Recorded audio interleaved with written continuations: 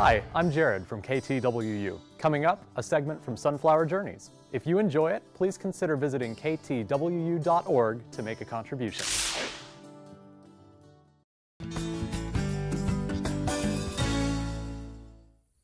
In the aftermath of the droughts and windstorms of the 1930s, the federal government created the Soil Conservation Service. As it celebrates its 75th anniversary, this agency, under a new name, continues to assist with conservation efforts as it carries out its mission of helping people help the land.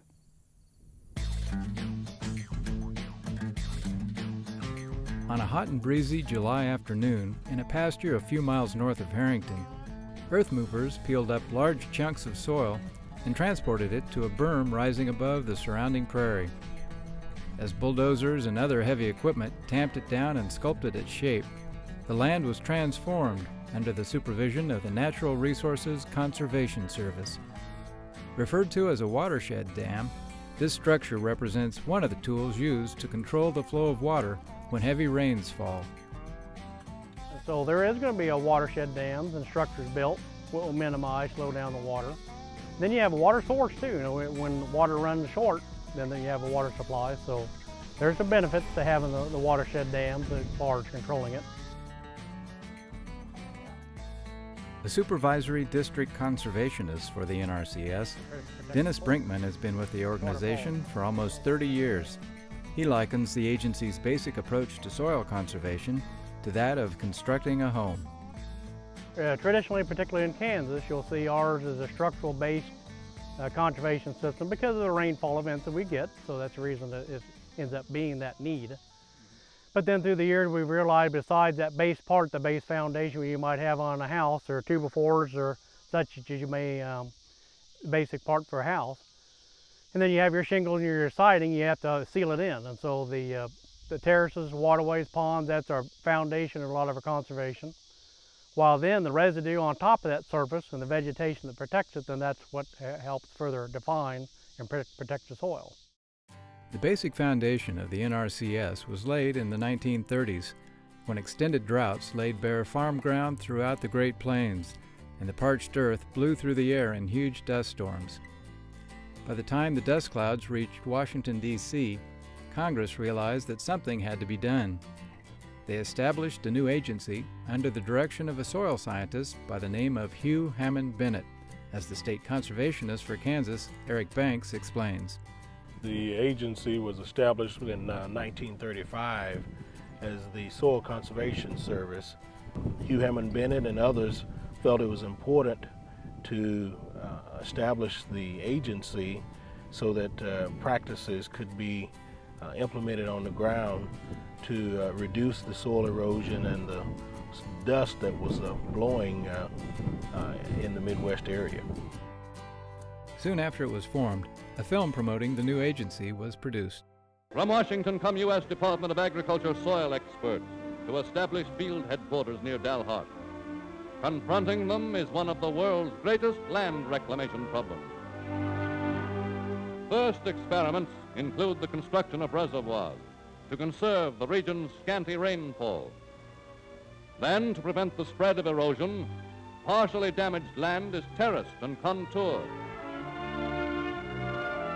Completely eroded areas are leveled so that what little humus remains in drifting dunes may mix with the subsoil.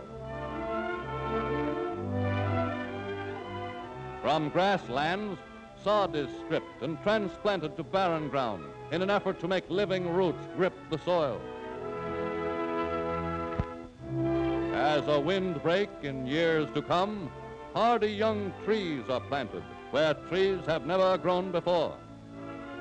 In some regions, helped by recent rainfall, new vegetation produced by scientific strip planting gives hope to the farmers of the Dust Bowl.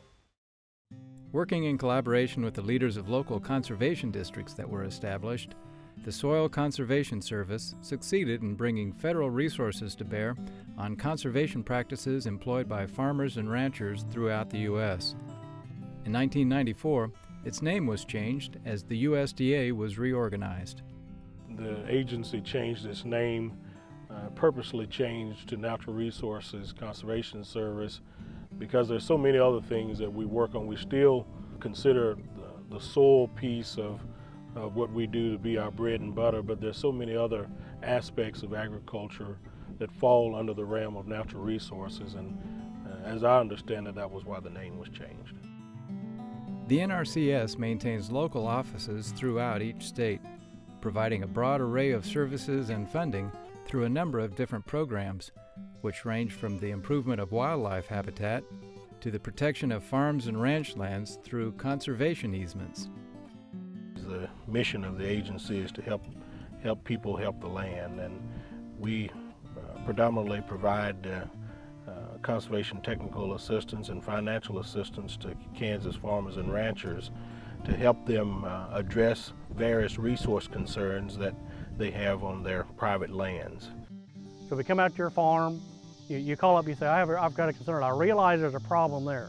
We go there, we help them to determine what that problem is.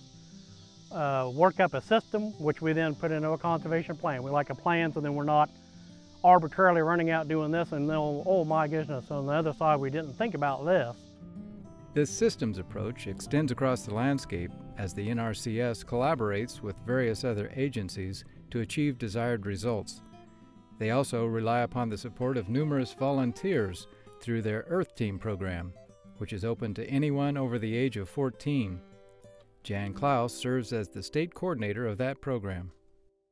The mission of the Earth Team is to expand the services of NRCS. We use the talent and creativity of our volunteers to help promote our mission, which is helping people help the land. You can come to a local NRCS office and sign up as an Earth Team volunteer. It's a simple process, and from there there's a wide range of jobs that they can do for us, whether it's out in the field, helping the conservationists, or even in the office. And to me, it's a great opportunity for somebody to get in and see what we do. We have a program for students that we in Kansas implemented, and we call that the Apprentice Program. It was implemented in 1981 in Kansas, and we go to high schools and colleges and we recruit students, and we give them the opportunity to come to our agency to learn about NRCS. Of course, they're a volunteer, but that gets their foot in the door and opens the opportunity for them to perhaps get a job with NRCS in the future. The educational mission of the NRCS is also carried out through workshops that address issues such as brush control in pastures, providing an opportunity for people to check out different techniques and equipment. Although the workshops may be of value to city dwellers or suburban landowners, the primary focus of the agency remains the same as it's always been. Again, I can't say it enough. We're all about the Kansas farmer and rancher, and that's why we're here to serve them.